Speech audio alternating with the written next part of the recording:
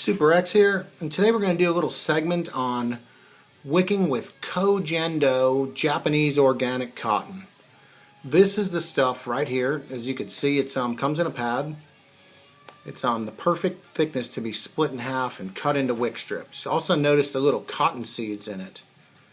That's pretty natural stuff right there. So at least it says so on the box. I like it because there's zero cotton flavor. If you get any cotton flavor, it's because you put in too thick of a wick. So what we're going to do is first we're going to separate this pad in half. We're going to try and take it right about in half. So we're just going to grab a little here, a little there, and roughly try and pull it in half. We're going to put this other piece in a Ziploc, keep the cotton fresh. I also keep the bulk of the box that I'm not using in another big Ziploc and just keep out what I'm using. And this pad's going to last a whole long time. So what I'm going to do now is I've got this little coil here.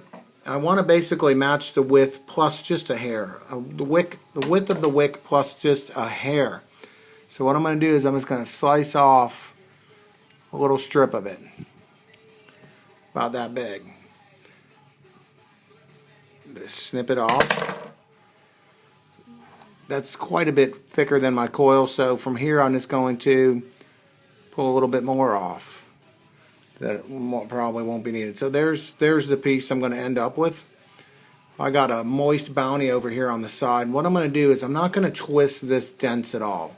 I'm just going to twist it and press it a little tiny bit. This cotton doesn't want to be run dense, but I want it to be cylindrical because I've got a cylindrical coil. So in that case I'm just twisting it so it's cylindrical.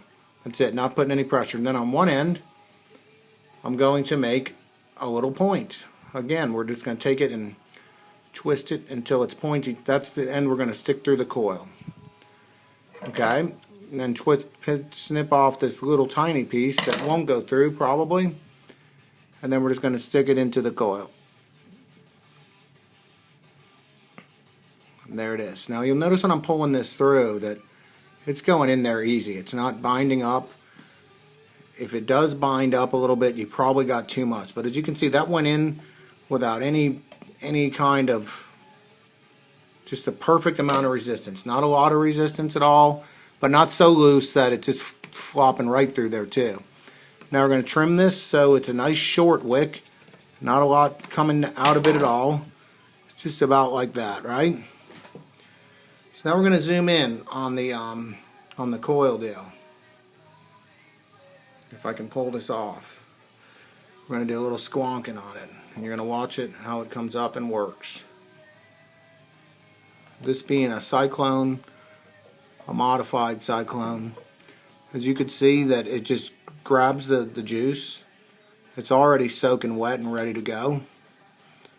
And that's pretty much it, wicking with Koh Gen Do. The simplest thing that you could probably wick with. Koh Gen Do Japanese organic cotton. I got mine from Sephora.com. And it's all I use anymore. It kicks some serious ass. Like pretty much every product I have. If you notice, I just have a bunch of kick ass products because that's all I'll settle for. I don't mess around too much.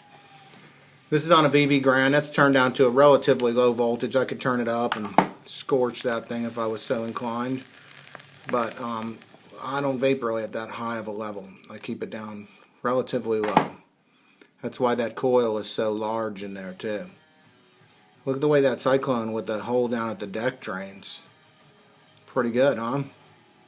Alright y'all, thought I'd just take you through my Koh Gen Do technique. See ya.